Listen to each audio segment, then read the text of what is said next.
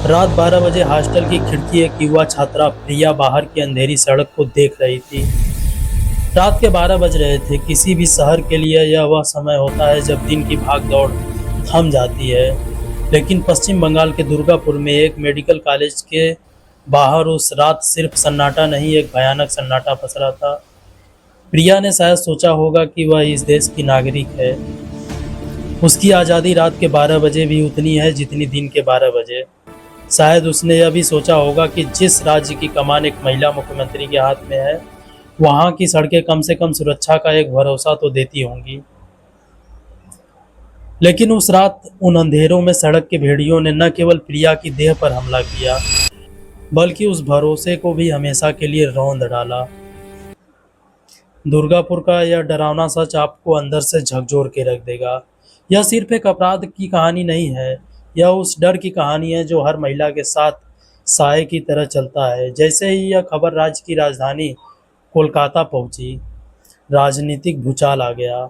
सबने उम्मीद की थी राज्य की मुखिया ममता बनर्जी सख्त एक्शन लेंगी, महिला होने के नाते पीड़िता के दर्द को समझेगी और न्याय का कड़ा संदेश देगी।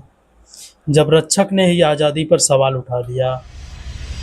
So all the private medical college, whose responsibility? How they came out in the night at 12:30? A major contradiction has emerged in the Durgapur gang rape case.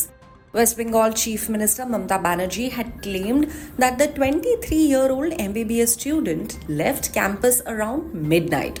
लेकिन मुख्यमंत्री की प्रतिक्रिया ने पूरे विवाद को एक नई और दर्दनाक दिशा दे दी। ममता बनर्जी ने कहा, आखिर वह रात के 12:30 बजे हॉस्टल से बाहर क्यों आई? लड़कियों को रात में बाहर निकलने की इजाज़त नहीं होनी चाहिए।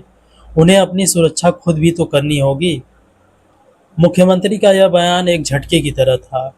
यह सिर्फ प्रिया पर सवाल नहीं था, यह उस हर कामकाजी पढ़ने वाली या सपने देखने वाली महिला की आज़ादी पर सवाल था, जो देर रात तक काम करती है या सड़क पर चलती है। लोगों ने पूछा, क्या सड़कों को सुरक्षित बनाना सरकार की जिम्मेदारी नहीं है? क्या अब आज़ादी सिर्फ सूरज ढलने से पहले की मोहताज हो गई है? एनसीआरबी के आंकड़े जो पश्चिम बंगाल में अपराध की दर दिखा रहे हैं। इस बयान और विवाद के शोर में हमें राष्ट्रीय अपराध रिकॉर्ड ब्यूरो एनसीआरबी के आंकड़े देखने होंगे, जो बताते हैं कि सड़कों को सुरक्षित करने की जिम्मेदारी कितनी गंभीर है। आंकड़े चौंकाते हैं। एसिड अटैक में नंबर 1 वर्ष 2023 के एनसीआरबी के डाटा के अनुसार एसिड अटैक के सबसे ज़्यादा मामले पूरे देश में पश्चिम बंगाल में दर्ज हुए। यह राष्ट्रीय मामलों का लगभग 27.5% है।